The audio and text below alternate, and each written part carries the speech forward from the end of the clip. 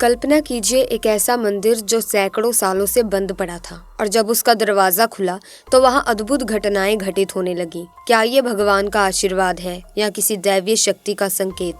ये रहस्यमय मंदिर जहां सदियों से पूजा अर्चना बंद थी, अब चमत्कारों का केंद्र बन गया है। आखिर ऐसा क्या हुआ जो 273 साल बाद इसके कपाट खुले और इसके साथ एक नए अध्याय की शुरुआत हो गई? आइए जानते हैं इस रहस्यमय घटना की पूरी कहानी।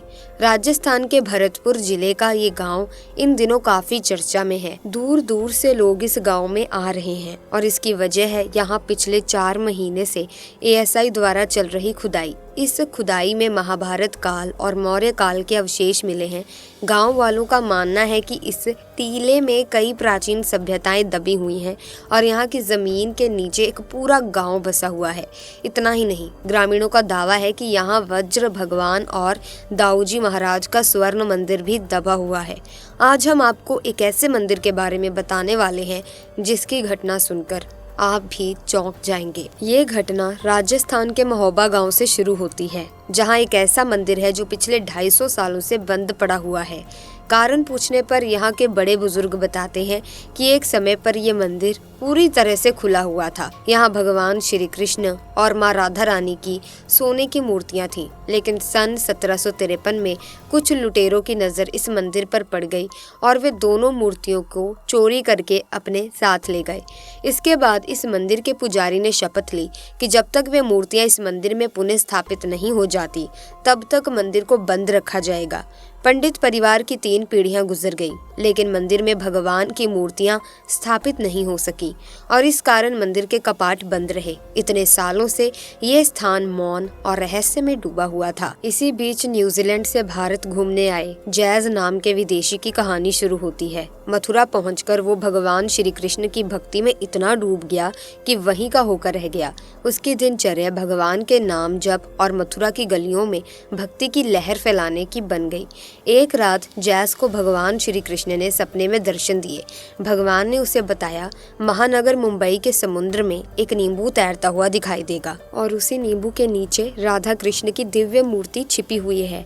उन मूर्तियों को वहां से बाहर निकालो और महोबा गांव लेकर जाओ। जैस की आंख खुली तो वो पसीनों पसीन हो चुका था, लेकिन आदेश स्वयं भगवान कृष्ण का था और जैस बहुत अच्छा तैराक भी था। वो जल्दी ही मुंबई के लिए रवाना हुआ और उसने स्विमिंग कॉस्ट्यूम पहनकर समुद्र में छलांग लगा दी।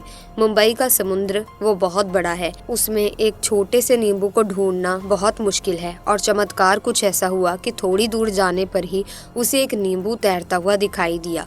समुद्र में जाकर उसने नींबू को ढूंढ निकाला और वहाँ भगवान श्री कृष्ण और राधा रानी की सोने की मूर्तियाँ पाई। वो उन्हें लेकर राजस्थान के महोबा गांव पहुंचा, जहां गांव वालों ने उन्हें देखा तो धन्य धन्य हो गए। गांव वालों का कहना है कि ये वही मूर्तियां हैं जो साल 1753 में इस मंदिर से चोरी हो गई थी। पंडित परिवार ने 273 साल बाद मंदिर का दरवाजा खोला और अंदर का नज़ारा चौंकाने वाला था।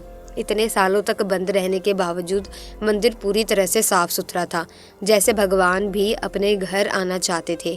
उसके बाद अच्छे से प्राण प्रतिष्ठा करके मंदिर में विराजमान मूर्तियों को किया गया।